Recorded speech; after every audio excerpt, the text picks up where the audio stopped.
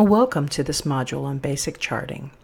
At the completion of this module, you should have a basic understanding of how to create a bar chart, pie graph, a pivot table, a line chart, and a mapping or a spatial chart. Those are the most frequently used charts within Tableau. So we're going to start by opening up Tableau 2018.1.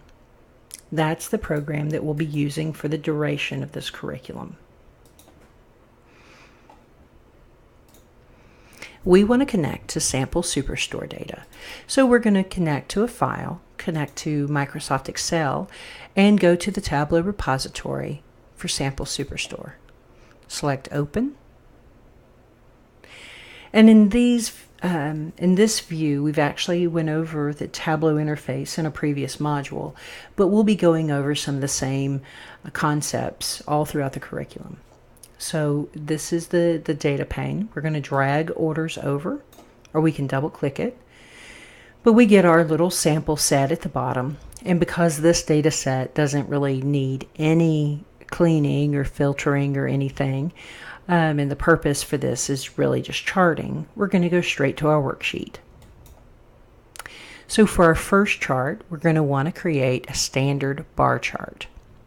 So in all of these charts, we're going to use a variation of sales by category. So our measure is always going to be sales, and our dimension will always be category, and in a few of these we'll have some order dates. But let's go ahead and double click category, and Tableau automatically throws it onto the row shelf. If we wanted it on the columns, we can do that too. But for right now, rows is fine. So if we double click sales though, it's going to automatically put it in our marks card, which is great for a pivot table. But what we want is we want it on our columns. So let's go ahead and drag it out of the marks and put it on our columns. This is great. This is a standard bar chart. If we want the values at the end of the bars, we can do that by either selecting this button at the top that says Show Mark Labels, or we can drag the measure back to that marks card for the label. We can see here that the label is actually just an integer, and we know that sales is a currency. So for the entirety of this dashboard, sales will always be a currency, and it should be formatted all across the dashboard the same way. So I want to format it from the measures pane. If I formatted it from this view, it would only format for that view, not for the entire dashboard or workbook. So I'm going to do it from this measures pane. So right click and select format, or go to default properties and number format. And then you can either format this as a currency standard, which would give you those 2 decimal places afterwards, so you really get an absolute value, or you can format it with a custom formatting for currency. So go to number format again, currency custom, and I don't need the 2 decimal places since these values are already so large. I can do that. Or if I wanted to, I can even make those formatted shorter. So it would be 742K and 719K. You do that by going back up and saying display units and selecting what display unit you'd like. But we don't need that. So I'm going to hit this back button. And this is our bar chart. Excuse me. If we wanted things on the color shelf, like if we wanted region on the color shelf, we can drag that up. But that gives us the values in each color. And that's fine, but that's not what's called for here. So let's go ahead and we can rename the sheet to bar, and let's make our pie chart. A pie chart is not as easy as you think it would be. It starts by selecting your mark. So you want your mark to be a pie. You can also see how to do these in each. You can select the Show Me, and it'll tell you what you need on the view. So if you go over here, it'll say that you need 1 dimension or 1 or 2 measures. So let's go ahead and change it back to automatic, and let's do this through the show me. So we want category and we want sales, the same way we did that bar. Now let's select the pie. And that's perfect. That's exactly what we want. Sometimes if you have a lot of things on the shelf, you call these shelves, when you select the show me view, it can give you unexpected results. So it's always good to know how to create them outside of the show me pane as well. So we'll go through that here too. So we know we want category to be the color. So when you do that, it just pulls over the three colors because you only have 3 categories. You want sales to be the size of things. So now you have just a huge tree map. If you go up here, you can see that. It's called a tree map here. But what we are going for right now is a pie chart. So I can change my mark to pie. And so it gives me each wedge or the size of things on the sales. We could drag sales up too to angle, but at this point it doesn't really do anything. If we wanted those views, we can hit this and that would give us our values. If we don't want to bring our legend onto the dashboard, we can also put the names of the categories. We would do that by clicking category or dragging category onto the label shelf, and that replaces the sales. And then you have to drag label sales up to the label as well, and that brings sales. You can format this by clicking the labels.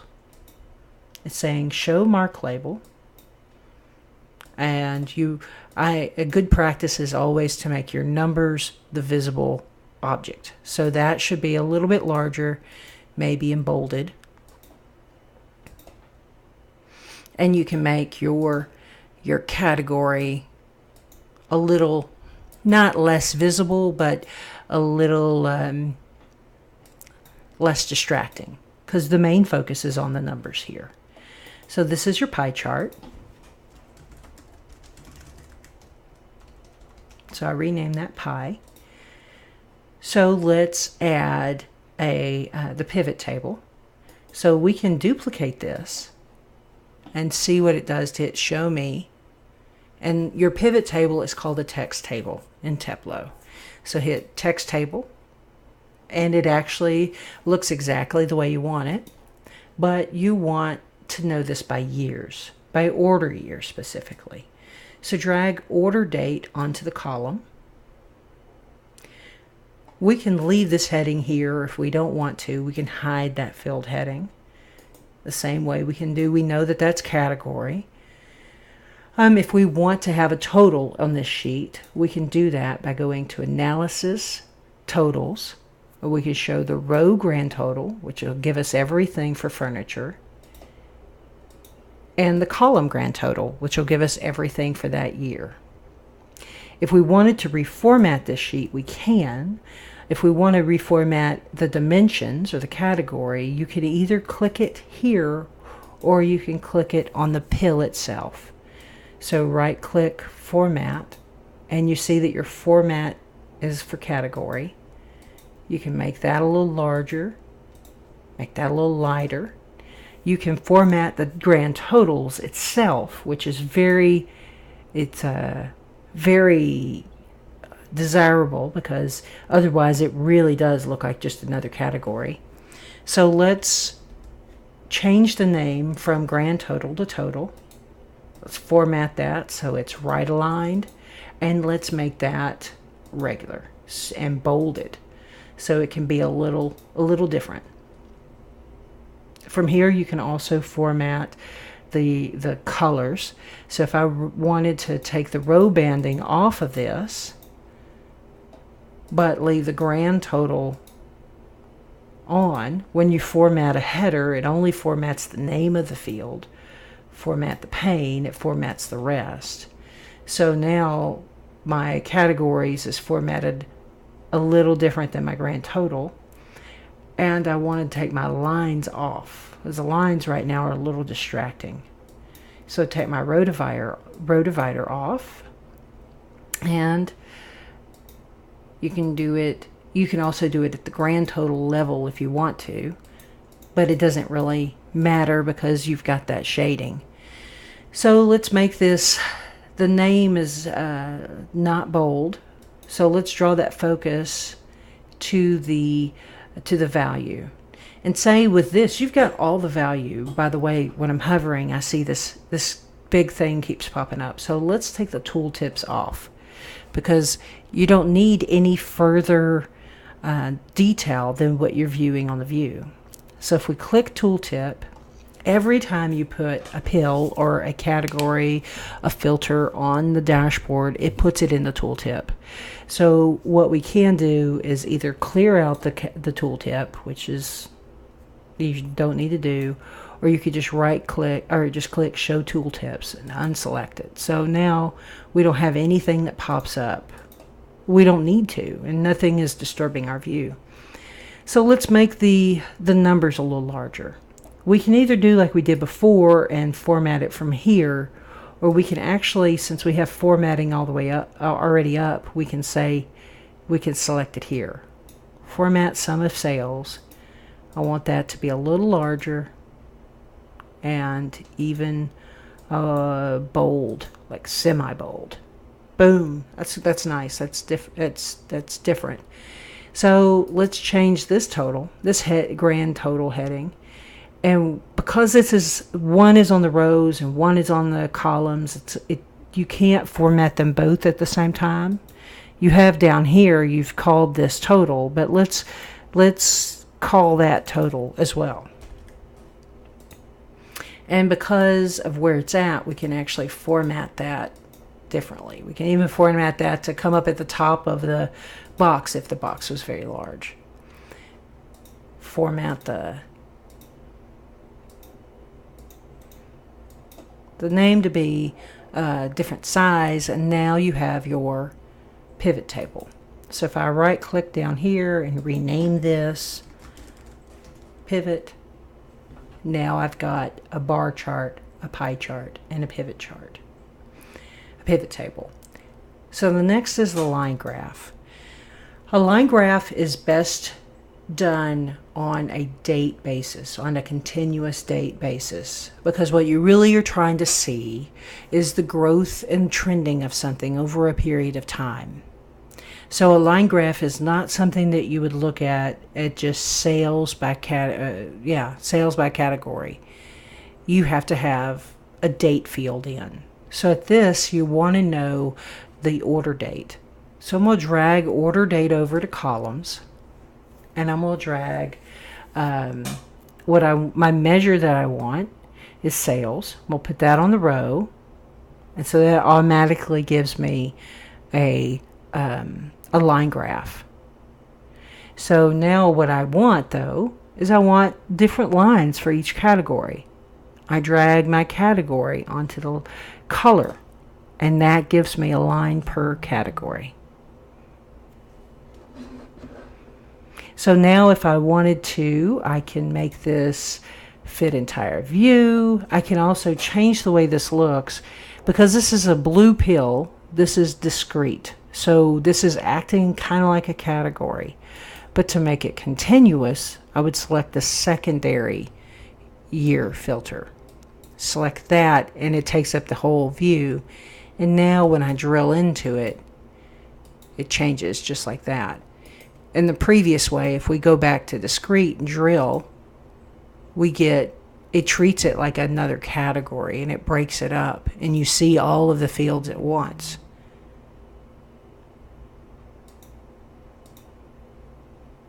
So if I wanted to look at quarter by year, then I can drag them and look at it a little differently, but this is not what I want. I want that continuous year growth. It might be more beneficial to see it at a more granular level, so let's bring it down to month. That looks a little crazy. You kind of have to play with this view. So I'm going to go back to year. So you can change the axis that you're looking at by hitting Edit Axis. And I don't want it to say year of order date. I think that that's a little redundant. So I deleted that, and you can just X out of it and it will delete it. If you hover here, you can actually drill down there yourself. Then the user will be able to do that too if they needed that data. Or you could have seen all values. Where did it go? That little box that I just had. Anywho, so if you wanted to see the values at each level, you could hit your mark and do that. Or what I would probably do is put this in a vertical container over the pivot table. So you would be able to always equate and it wouldn't be so busy. So what we can do now, we're going to rename this line graph. And I like these values, but I only want to see them if I've selected something. So I'm going to click on my label and I'm going to say show mark label at when they're selected. So now when I select something, I see the label. And I can even add in, I can do it so it says category and the sum of sales if I want to, by doing it the same way we did with the other sheet. So I can format this. So now when I click it, it says office supplies and the amount. So that's a good line graph. It's a very basic line graph. I want to format my years so they're a little bit bigger. So I can do that and format them at like 11 or something. And so now I've got my line graph. This is the way I want to view it. You can even add names or shapes, or you can change the colors. You can add markers. You can make the colors a little different, and you can even, I didn't go over this previously, but you can edit the colors directly from any of these, and it will format it across all. So let's go ahead and cancel out that, because the colors are fine, and when you're designing something, you really do need to keep in mind for the colorblind and all of that, but that's a separate discussion. So let's go ahead and create your map. If you select your new sheet, the great thing, you remember when we were looking at the data source, we did not do anything to it. We did not say what was a city or state or whatever geographic field it was. But in this instance, what I want is by the state. So if I double click state, you can see that Tableau automatically makes a map. It does that for any of these. So if you double clicked postal code, it'll do the same thing. And double click city, it'll do the same thing. But what you'll see here is now you have less dots, because when you think about it, a postal code is the most granular thing, but a city, there can be several states with that city. So you need to tell Tableau how to map that. Now, if we put state on the view too, now that's gone away. Now it knows how to map everything. But what we can do, if we don't have state available in the view, is to select this little pill down here at the bottom. This is how many unknown, and say edit locations. Now, if you're just in the state of Tennessee or in one particular state, you can change that state by saying fixed here. But since we do have the field state, we can select that right here. Right here, it's asking me, it's saying that we're getting, the country is from the United States. It's fixing that. But we can change that to get from country. The state it's getting from the field state, and the city from the field city. So now you see that you've actually mapped out everything. So hit OK, and now you see your view again. But what it's done is it put state back on the view and put country on the view, which is fine. So for this view, what we wanted was to see all of our categories with our sales by zip code. So put your category back on the color shelf and put your sales on the size. the size marks card. And what that gives you is the amount of sales that you have. You can tell the larger the dot, the more sales you have. And your values go from 1 to 51,000. So you can select any of these and it'll highlight on the sheet. If you go up here, and it's supposed to let me highlight, but I can do it here. So now that's all office supplies and furniture and technology. I can't believe that doesn't work. Anywho, so now I've got my views done.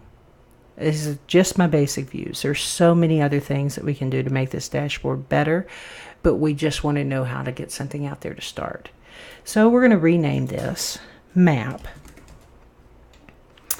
and we're going to start to put them on a dashboard. So we want our bar chart to be beside our pie chart. I'm not going to put any containers out there for now, but I want my pivot table to be, I'm just dragging it underneath bar and pie. And then I want my line chart under pivot table, and I want my map beside it. I don't need this, so we can delete it. And so now I can kind of finagle the sizes of these items. So if I wanted to stretch this across, I can say fit entire view, because this will never get any larger.